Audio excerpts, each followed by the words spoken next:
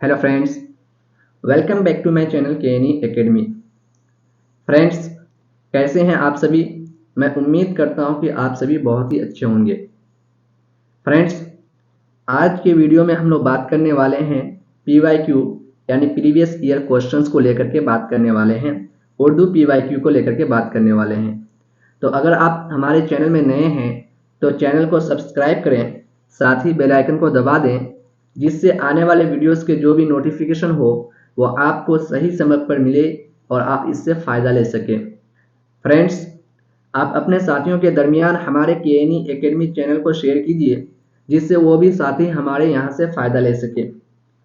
Friends, अगर आप notes चाहते हैं तो डिस्क्रिप्शन में आपको केएनई एकेडमी चैनल और व्हाट्सएप ग्रुप और व्हाट्सएप नंबर जिस पर आप सिर्फ व्हाट्सएप कर सकते हैं वो प्रोवाइड है। आप वहां से राब्ता या कांटेक्ट कर सकते हैं, संपर्क कर सकते हैं। फ्रेंड्स, आज की वीडियो की तरफ हम लोग रूबरू होते हैं। पीवाईक्यू की तरफ हम लोग देखते हैं कि पीवाईक्यू क्या है प्रीवियस ईयर क्वेश्चन में। सवाल नंबर 1 की तरफ हम लोग देखते हैं। सवाल नंबर 1 में है, समाजी तामुल की तस्वीर का ताल्लुक किससे है? समाजी तामुल की तस्वीर का ताल्लुक किससे है? नंबर 1 स्कैनर से, नंबर 2 वाइगोट्सी से, नंबर 3 कोलबर्ग से, नंबर 4 प्याजे से। तो हम लोग ने पढ़े हैं कि समाजी तामुल के जो तस्वीर का ताल्लुक है, समाजी तामुल के जो नजरिया पेश किए हैं वो वाइगोट्सी साहब ने पेश किए हैं समाजी तामुल के नजरिया को। तो इसका जो सही आंसर है ऑप्शन नंबर 2 सही आंसर है। सवाल नंबर 2 की तरफ चल रहे हैं हम लोग। आमोज़गार किस तरह जबान का इक्तिसाब करता है? आमोज़गार जो है जबान का किस तरह इक्तिसाब करता है? नंबर 1 जबान की साख्त का तज्जिया करके, नंबर 2 जबान के अदब का मुताला करके, नंबर 3 जबान के बोलने वाले की सकाफत का मुताला करके, नंबर 4 फितरी तामीली माहौल में जबान को बरत करके। तो फ्रेंड्स, एक आमोज़गार जो है फितरी तौर पर यानी उसको जो है मादरी जबान जो वो हासिल करता है उसमें उसको कवायद की ज़रूरत नहीं होती है, किताब की ज़रूरत नहीं होती है। वो माहौल और मुआशरे में रह करके अपने साथियों के दरमियान रह करके वो फितरी यानी फितरी तौर पर मादरी जबान को हासिल कर लेता है। तो इसका जो सही आंसर है आपका फितरी तामीली माहौल में जबान को बरत करके, यानी ऑप्शन नंबर 4 आपका सही आंसर है। इसका ऑप्शन नंबर 4 इसका सही आंसर है।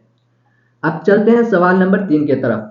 तामीर पसंदी के मुताबिक आमोज़गार होता है। एक तामीर पसंदी के मुताबिक जो है आमोज़गार होता है। नंबर 1 मालूमात की तामीर करने वाला, नंबर 2 अपने उस्ताद की एतबार करने वाला, नंबर 3 मालूमात की दोबारा तख्लीक करने वाला, नंबर 4 मालूमात हासिल करने वाला।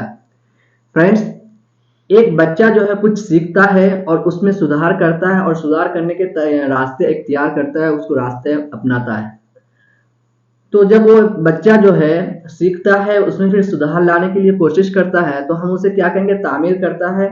यानी तामीर पसंदी के मुताबिक वो बच्चा क्या होगा आमोज़गार की तरफ? वो बच्चा जो है मालूमात की तामीर करने वाला होगा। क्या होगा?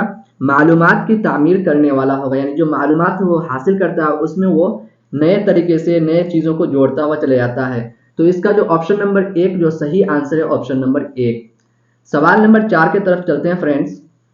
दर्ज झेल में से कौन सा तरीका दर्ज झेल में से कौन सा तरीका मिसाल से असूल की तरफ नजरिया में मबनी है? यानी दर्ज झेल में जो आपको तरीका दिया गया है यानी एग्जाम्पल टू रूल की तरफ जो बताया गया है कौन सा तरीका में मबनी है, नजरिया में मबनी है? नंबर 1 इस्तक़राई तरीका, नंबर 2 इस्तखराजी तरीका, नंबर 3 1 और 2 दोनों, नंबर 4 वाक़ियाती तरीका। फ्रेंड्स, एक बच्चा को जो हम लोग तालीम देते हैं तो उसको जो तालीम देने का जो तरीका है, सबसे पहले उस बच्चा को हम लोग अगर तालीम देंगे तो मिसाल यानी उसको एग्जाम्पल देंगे, उसके बाद उसको रूल की तरफ लेकर जाएंगे। या किसी सबक को पढ़ाते हैं, किसी इस्तेबाक को पढ़ाने से पहले बच्चे को क्या करते हैं कि उसको पहले आसान चीज़ों की जानकारी दी जाती है, फिर उसके बाद उसको मुश्किलात की तरफ लेकर के चलते हैं हम लोग। यानी पहले उसको आसान से मुश्किल की तरफ लेकर के चलना होता है, सरल से जटिल की तरफ। तो फ्रेंड्स, ये सब सारी चीजें क्या है, ये सब सारी किसके नजरिए में आता है? वो इस्तक़राई तरीके के नजरिए में आता है। यानी इस्तक़राई तरीके में मबनी है। जो मिसाल से असूल हो, आसान से मुश्किल हो, ये सब सारी चीजें क्या है? इस्तक़राई तरीके में मबनी है। तो इसका सही आंसर है आपका ऑप्शन नंबर 1 सही आंसर है। सवाल नंबर 5 की तरफ चलते हैं। कोठारी कमीशन 1964 से 1966 ईस्वी का अहम मकसद क्या था? जो कोठारी कमीशन 1964 से 1966 ईस्वी का जो था समय, उसका अहम मकसद क्या था? नंबर 1, अंग्रेजी की तालीम को फरोग देना। नंबर 2, अंग्रेजी तालीम नजरअंदाज करना। नंबर 3, मकामी जबानों को फरोग देना। नंबर 4, कसीर लिसानियत और कौमी हम आहंगी को फरोग देना। फ्रेंड्स, कोठारी कमीशन 1964 से 1966 ईस्वी का जो अहम मकसद था वो बहुभाषिकता यानी कसीर लिसानियात को लेकर के था। क्या? कसीर लिसानियात यानी बहुभाषिकता को लेकर के था। तो इसका जो सही आंसर है आपका ऑप्शन नंबर 4 सही आंसर है। कसीर लिसानियात और कौमी हम आहंगी को फरोग देना था इसका जो अहम मकसद था। सवाल नंबर 6 की तरफ चलते हैं। बच्चे जबान सीखने की सलाहियत लेकर पैदा होता है, ये किसका कौल है? फ्रेंड्स, हम लोग पढ़े हैं कि नोम चॉम्स्की साहब ने बताए थे हम लोग को कि एक बच्चा जो है जबान सीखने की सलाहियत को लेकर के पैदा होता है, यानी एक बच्चा की जो पैदाइश होती है वो जबान सीखने को लेकर के होती है। और साथ में नोम चॉम्स्की साहब बताए थे कि एक बच्चा एक आजा लेकर के पैदा होता है जिसे LEAD यानी लैंग्वेज एक्विजिशन डिवाइस भी कहते हैं। तो नोम चॉम्स्की का कॉल है कि बच्चा जो है जबान सीखने की सलाहियत को लेकर के पैदा होता है। तो इसका जो सही आंसर है आपका ऑप्शन नंबर 3 नोम चॉम्स्की आपका सही आंसर है। बाकी जो ऑप्शन है वो गलत है। सवाल नंबर 7 की तरफ चलते हैं। जबान जानने का मतलब क्या है? नंबर 1, जबान के कवायद। नंबर 2, जबान के इजहार ख्याल की सलाहियत रखना। नंबर 3, जबान के सारे अल्फाज। नंबर 4, सही से लिखना। फ्रेंड्स, हम लोग अपने ज़रूरियात के लिए या जो अपने एहसासात है और या चाहे हम लोग का जो जज्बात है उसको जो है हम एक दूसरे के सामने जाहिर करते हैं, इजहार करते हैं। तो इन सब का जो है इजहार ख्यालात की जो सलाहियत है वो रखते हैं हम लोग। इजहार करने की जो सलाहियत है उसको हम लोग रखते हैं ज़बान के मुताबिक, ज़बान से। तो इसका जो सही आंसर है जबान जानने का मतलब जो सही आंसर है आपका ऑप्शन नंबर 2 जबान के इजहार ख्याल की सलाहियत को रखना। जबान के इजहार ख्याल की सलाहियत रखना। अब चलते हैं सवाल नंबर 8 की तरफ। अगर कोई बच्चा मादरी जबान बहुत ही तेज ढंग से पढ़ता है, तो एक बच्चा है वो मादरी जबान को बहुत ही तेज ढंग से पढ़ता है। नंबर 1, वो बहुत सी जबान में लिख सकता है। नंबर 2, वो बहुत सी जबानों में पढ़ सकता है लेकिन मादरी जबान में नहीं लिख सकता। नंबर 3, पढ़ने की महारत को दूसरी जबान सीखने में मुंतकिल कर सकता है। नंबर 4, पढ़ने की महारत को दूसरी जबानों की आमोदिश में मुंतकिल नहीं कर सकता है। एक बच्चा जो है फ्रेंड्स वो मादरी जबान में बहुत ही तेजी ढंग से पढ़ लेता है। मादरी जबान के जितने भी जो चीजें हैं उसको बहुत ही तेज ढंग से वो समझ जाता है, जान लेता है। तो वो बच्चा क्या कर सकता है कि मादरी जबान जब वो बहुत ही तेज ढंग से सीख लेता है या मादरी जबान में जो वो महारत हासिल कर लेता है तो उसके जरिए जो है वो दूसरी जबान में मुंतकिल दूसरी जबान को हासिल कर सकता है। यानी मादरी जबान को दूसरी जबान में वो ट्रांसफर कर सकता है, उससे वो दूसरी जबान को इजीली सीख सकता है। तो इसका जो सही आंसर है आपका ऑप्शन नंबर 3 पढ़ने की महारत को दूसरी जबान सीखने में मुंतकिल कर सकता है, यानी पढ़ने की महारत को दूसरी जबान में ट्रांसफर कर सकता है। तो इसका जो सही आंसर है ऑप्शन नंबर 3 आपका सही आंसर है। सवाल नंबर 9 की तरफ चलते हैं फ्रेंड्स। जब बच्चा पहली बार स्कूल जाते हैं, यानी जो बच्चा है पहली बार स्कूल जाते हैं, उस वक्त वो अपनी मादरी जबान अच्छे से बोलते हैं। इससे मालूम होता है कि जानते हैं किस तरह पढ़ा और लिखा जाए। Option number 1। ऑप्शन नंबर 2, उस जबान की और चीजों के सीखने की जरूरत नहीं है। नंबर 3, कम अज कम एक जबान और उसके कवायद को जानते हैं। नंबर 4, एक जबान के तमाम महारतों को मुकम्मल तौर पर सीख चुके होते हैं। सवाल नंबर 9 का जो आंसर है फ्रेंड्स, एक बच्चा जो है स्कूल जाता है, यानी एक बच्चा जो 5 साल की उम्र में स्कूल जाना शुरू करता है, वो अपनी मादरी जबान के साथ साथ बहुत सारी चीजों को, बहुत सारे खजाना को लेकर के जाता है। हम कह सकते हैं कि बहुत सारे खजाना को वो लेकर जा सकता है। वो खाली स्लेट नहीं होता है, वो बच्चा जो है खाली स्लेट नहीं होता है, बहुत सारी जानकारी को लेकर के वो बच्चा स्कूल की तरफ जाता है 5 साल के उम्र में। तो वो बच्चा जब स्कूल की तरफ जाता है तो कम से कम जो है एक जबान और उसके कवायद को तो जरूर जानता है। तो इसका जो सही आंसर है ऑप्शन नंबर 3 आपका सही आंसर है। कम से कम एक जबान और उसके कवायद को जानता है वो बच्चा। तो इसका सही आंसर है ऑप्शन नंबर 3 आपका। अब चलते हैं सवाल नंबर 10 की तरफ हम लोग फ्रेंड्स।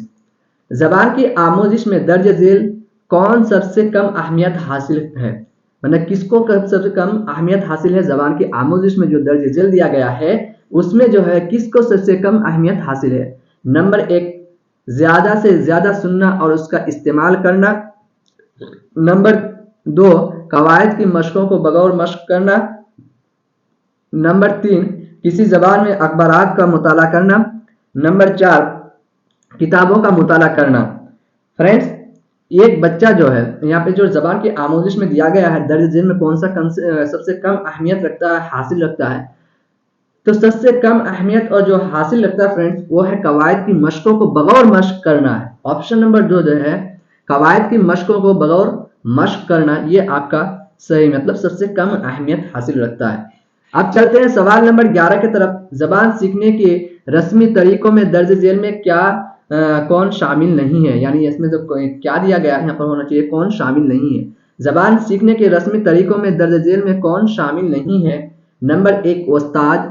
नंबर दो, लैब। नंबर तीन, स्कूल। नंबर चार, घरेलू माहौल। तो फ्रेंड्स, जबान सीखने के जो रस्मी तरीका है, यानी आप एक तरीका से यानी कवायद के जरिए, किताबों के जरिए एक रस्मी तरीका से आप हासिल करते हैं, जबान को सीखते हैं, तो उसमें शामिल कौन नहीं है, यानी उस्ताद, लैब, स्कूल है। तो फ्रेंड्स, जबान सीखने के रस्मी तरीकों में उस्ताद, लैब, स्कूल ये सारे शामिल हैं, लेकिन आपका जो घरेलू माहौल है ये जो है जबान सीखने के रस्मी तरीके में शामिल नहीं है, गैर रस्मी तरीके में शामिल है। तो इसका जो ऑप्शन नंबर 4 सही आंसर है। अब चलते हैं सवाल नंबर 12 की तरफ हम लोग। माँ बाप बच्चों के जरिए बोले जाने वाले पर किस तरह की गलतियों पर सुधार करता है, यानी माँ बाप बच्चों के जरिए बोले जाने पर किस तरह की गलतियां सुधारते हैं। नंबर एक, कवायद से मुतालिक। नंबर दो, जुमले से मुतालिक। नंबर तीन, सेहत से मुतालिक। नंबर चार, तकलीद से मुतालिक। तो फ्रेंड्स, इसका जो सही आंसर होगा आपका ऑप्शन नंबर 4 यानी तकलीद से मुतालिक। एक बच्चा के अंदर जो सुधार करते हैं माँ बाप, वालिदैन जो सुधार करते हैं बच्चा के अंदर तकलीद से, यानी नकल जो करता है बच्चा उसमें सुधार करता है, उनकी गलतियां सुधार करते हैं। सही है। अब चलते हैं सवाल नंबर 13 की तरफ। दर्ज झेल में से कौन सा अमल जबान सीखने में बच्चों की मदद करता है। दर्जा जेल में से कौन सा अमल जो है जबान सीखने में बच्चे की मदद करता है। नंबर एक, ऐसा माहौल जहां बच्चों को बोलने नहीं दिया जाता। नंबर दो, दूसरे बच्चों के साथ खेलना। नंबर तीन, बड़ों की बातचीत सुनना। नंबर चार, बच्चों को सही जुमले दोहराने को कहना।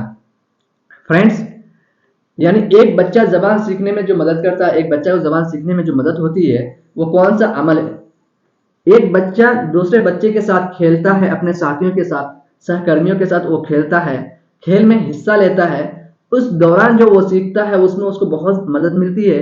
तो उस मदद को हम लोग कहेंगे, उस मदद से कम्युनिकेट करता है, आपसी कम्युनिकेट जो होता है उन लोग का संप्रेषण होता है, उससे वो बच्चा जबान सीख जाता है, जबान सीखने में अहम भूमिका निभाता है। तो इसका जो सही आंसर है ऑप्शन नंबर दो, यानी दूसरे बच्चों के साथ खेलना, दूसरे बच्चों के साथ जो वो खेलता है उसके साथ कम्युनिकेट करता है तो उससे उनको मदद मिलती है। तो ऑप्शन नंबर दो इसका सही आंसर है। अब चलते हैं सवाल नंबर 14 की तरफ। दूसरी जबान की आमोजिश की शुरुआत अमूमन किससे की जाती है। दूसरी जबान की आमोजिश की शुरुआत जो है अमूमन किससे की जाती है। नंबर एक, माना। नंबर दो, तफहीम। नंबर तीन, खुद तज्जिया। नंबर चार, सही या गलत की जांच। फ्रेंड्स, दूसरी जबान की आमोजिश यानी दूसरी जबान को जब हम लर्निंग करते हैं, अधिगम करते हैं, तो उसकी जो शुरुआत सबसे पहले होता है, अमूमन हम लोग जो शुरुआत करते हैं पहले माना को जानते हैं। दूसरी जबान में जो है हम लोग सबसे पहले क्या करते हैं, माना को जानते हैं, उसके बाद उसके और चीजों को जानने की कोशिश करते हैं। तो इसका जो सही आंसर है आपका ऑप्शन नंबर एक इसका सही आंसर है। अब चलते हैं सवाल नंबर 15 की तरफ। जबान की हुसूल याबी होती है, यानी सवाल नंबर 15 में दिया गया है आपका जबान की हुसूल याबी होती है। नंबर एक, इंसानी दिमाग की बेशुमार सलाहियत की वजह से जबान सीखने के अमल को जारी रखा जाता है। जरूरत के मुताबिक जखीरा अल्फाज का इस्तेमाल करना। नंबर तीन, माहौल की हौसला अफजाई करने के लिए एक तकनीक जिसमें बच्चे जबान सीखते हैं। नंबर चार, कवायद का तज्जिया किसी जबान को जामे करने के लिए एक मुनज़्ज़म नुक्ता नज़र। एक जबान की हौसला याबी जो होती है, इंसान के दिमाग की जो बेशुमार सलाहियत है उसके वजह से जबान सीखने के अमल जो है जारी रहता है, जारी रखा जाता है। तो इसका ऑप्शन नंबर 1 सही आंसर है, ऑप्शन नंबर 1। यानी इंसानी दिमाग के बेशुमार जो है सलाहियत की वजह से जबान सीखने के अमल को जारी रखा जाता है। सवाल नंबर 16 की तरफ चलते हैं। जबान इब्तिदाई शक्ल में होती है। जबान जो है इब्तिदाई शक्ल में होती है। नंबर 1 गोयाई, नंबर 2 इशारती जबान, नंबर 3 कवायती जबान, नंबर 4 तहरीरी जबान। जबान जो है फ्रेंड्स इब्तदाई में जो शुरुआत में है वो है आप लोगों का इशारे के माध्यम से शुरू होती है। इशारे के जरिए हम लोग जबान सीखते हैं। इब्तदाई जो हम लोग का शक्ल है वो इशारा है, इशारती जबान है। तो इसका जो ऑप्शन नंबर 2 है सही आंसर ऑप्शन नंबर 2 है। अब चलते हैं सवाल नंबर 17 की तरफ। 1963 ईस्वी के ऑफिशियल लैंग्वेज एक्ट के जरिए ये ऐलान किया गया कि 1965 ईस्वी के बाद भी अंग्रेजी बतौर इस्तेमाल होती रहेगी। मरकजी सरकारी जबान, मरकजी मादरी जबान, मरकजी माउन जबान, इनमें से कोई नहीं। फ्रेंड्स हम लोग समझते हैं पहले 1963 ईस्वी के जो है ऑफिशियल लैंग्वेज एक्ट के तहत जो आर्टिकल 343(1) में हिंदी को सरकारी जबान का दर्जा हासिल हुआ था। क्या हिंदी को जो है सरकारी जबान का दर्जा हासिल हुआ था, जबकि आर्टिकल 343 के तहत 343(2) के तहत क्या आर्टिकल 343(2) के तहत अंग्रेजी को जो है बतौर मरकजी जबान यानी मरकजी माउन जबान जो है हासिल है, इस्तेमाल होती है। तो इसका जो सही आंसर है ऑप्शन नंबर 3 आपका जो है मरकजी माउन जबान यानी आर्टिकल 343(2) के तहत 1963 ईस्वी ऑफिशियल लैंग्वेज एक्ट आर्टिकल 343(2) के तहत मरकजी माउन जबान अंग्रेजी को इस्तेमाल की जाती है, होती रहेगी। ठीक है, सवाल नंबर 18 की तरफ चलते हैं हम लोग। शमीम जो जमात चाहरुम को जबान पढ़ाते हैं, शमीम जो जमात चाहरुम को जबान पढ़ाते हैं, उनकी हमेशा ये कोशिश रहती है कि उनके तलबा सही तलफ़ुज़, सही हिज्जे और सही लब को वो लहजे के साथ अदायगी करे। वह जबान की नशोनुमा के किस पहलू को अपने तलबा में फ़रोग़ देना चाहता है? मानियात, नंबर 2 सौतियात, नंबर 3 सौतियात और ग्राफिक, नंबर 4 ग्राफिक। इसका जो आंसर सही है फ्रेंड्स, इसका जो आंसर आप लोग का ऑप्शन नंबर 2 सही आंसर है। यानी शमीम जो है जमाती चाहरुम को जो जमात चाहरुम को जबान पढ़ाते हैं वो सौतियात के जरिए जो है कोशिश करता है, उनकी कोशिश रहती है कि उनके तलबा जो है सही तलफ़ुज़, सही हिज्जे और सही लब वो लहजे के साथ अदायगी करें। तो सौतियाती तरीके से इस बात के लिए वो कोशिश करता है। सवाल नंबर 19 की तरफ हम लोग चलते हैं कि सवाल नंबर 19 में क्या दिया गया है। कहानी सुनाने के सेशन के बाद तलबा को कहानी के इख्तिताम को बदलने के लिए कहा जाता है। ये तलबा की किस तरह मदद करेगा? नंबर 1 कवायद के बेहतर ढंग से समझने, कुतुब खाना, नंबर 2 कुतुब खाना की हवाला जाती महारत को फ़रोग़ में, नंबर 3 मुअल्लिम की असलियत की जांच, नंबर 4 तख्लीकी और तख्लीकी बनने में। तो फ्रेंड्स कहानी सुनाने के सेशन के बाद तलबा को जो है कहानी के इख्तिताम को बदलने के लिए जो मदद ये तलबा की मदद जो मिलती है, मदद जो करेगा वो तख्लीकी और तख्लीकी बनने में मदद करेगा। तो इसका ऑप्शन नंबर 4 आपका सही आंसर है, ऑप्शन नंबर 4। अब चलते हैं सवाल नंबर 20 की तरफ हम लोग। जबान सीखने के लिए लाजिम है नंबर 1 तरगीब, नंबर 2 कवायद का इल्म, नंबर 3 अल्फाज माना याद करना, नंबर 4 कहानी पढ़ना। यानी जबान सीखने के लिए जो लाजमी है आपको वो है तरगीब के लाजमी है आपको जबान सीखने के लिए तरगीब का होना आपको बहुत जरूरी है। सवाल नंबर 11 की तरफ चलते हैं। दर्ज झेल में से कौन सा बयान सही है? नंबर 1 जबान जानने का मतलब उसके कवायद जानना, नंबर 2 जबान जानने का मतलब उस जबान में सीखने की सलाहियत रखना, नंबर 3 जबान जानने का मतलब उस जबान को मुख्तलिफ सूरत हाल में इस्तेमाल करने की सलाहियत रखना, नंबर 4 जबान जानने का मतलब है उसके इशारे अल्फाज को जानना। तो फ्रेंड्स दर्ज झेल में जो कौन सा सही है आपका ऑप्शन नंबर 3 को देखेंगे हम लोग। जबान जानने का मतलब है उस जबान को मुख्तलिफ सूरत हाल में इस्तेमाल करने की सलाहियत रखना। यानी एक आदमी जो है जबान को जो सीखता है उसमें जो उसको जो हासिल होती है जबान, तो उस जबान के जरिए मुख्तलिफ सूरत हाल में क्या करता है, अपने ज़रूरियात को पूरा करता है या दूसरों के साथ कम्युनिकेट करता है तो उसको जो सलाहियत होती है उसे हम लोग कहेंगे ज़बान जानने का मतलब है उस ज़बान को मुख्तलिफ सूरत हाल में इस्तेमाल करने की सलाहियत रखना। ऑप्शन नंबर 3 इसका सही आंसर है। ऑप्शन नंबर 3, क्या ऑप्शन नंबर 3 इसका सही आंसर है। अब चलते हैं सवाल नंबर 22 की तरफ। ज़बान सीखने का मकसद है, ज़बान जो सीखने का मकसद है, गैर रस्मी माहौल में लाशऊरी तौर पर ज़बान सीखना, रस्मी माहौल में शऊरी तौर पर ज़बान सीखना, ज़बान के बारे में मालूमात हासिल करना। नंबर 4 में दिया गया है ज़बान के कवायदी असूलों को सीखना। फ्रेंड्स, ज़बान सीखने का जो अहम मकसद है, हम रस्मी तौर पर रस्मी माहौल में रहकर और शऊरी तौर पर ज़बान सीखना होता है हमें। तो इसका जो अहम मकसद है वो है ऑप्शन नंबर 2 इसका सही आंसर है, यानी रस्मी माहौल में शऊरी तौर पर ज़बान को सीखना है। रस्मी तौर पर यानी रस्मी माहौल में शऊरी तौर पर ज़बान को सीखना है। सवाल नंबर 23 की तरफ चलते हैं। बच्चा पहली ज़बान सीखता है, बच्चा जो है पहली ज़बान सीखता है वो कैसे सीखता है। नंबर 1 निजी ट्यूशन वाले माहौल में, यानी निजी ट्यूशन जो जाता है बच्चा उस माहौल में रहकर। नंबर 2 रस्मी माहौल में। नंबर 3 फितरी माहौल में। नंबर 4 दोस्ताना माहौल में।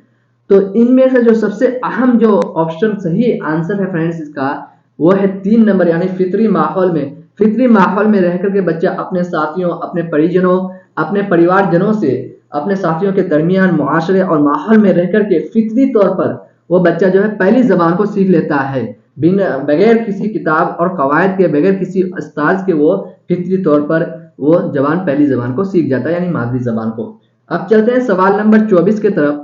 हक के तालीम के मुताबिक पर बच्चे का सीखने का हक है, बच्चे का जो सीखने का हक है वो क्या है। सरकारी ज़बान में, जदीद हिंदुस्तानी ज़बान में, नंबर 3 मादरी ज़बान में, नंबर 4 अंग्रेजी ज़बान में। फ्रेंड्स, एक बच्चा को जो है राइट टू एजुकेशन यानी हक के तालीम के मुताबिक जो है बच्चा को मुफ्त और लाजमी तालीम देना लाजमी है। मुफ्त और लाजमी तालीम हासिल करना उनके हक में है, उसे वो सीख सकता है।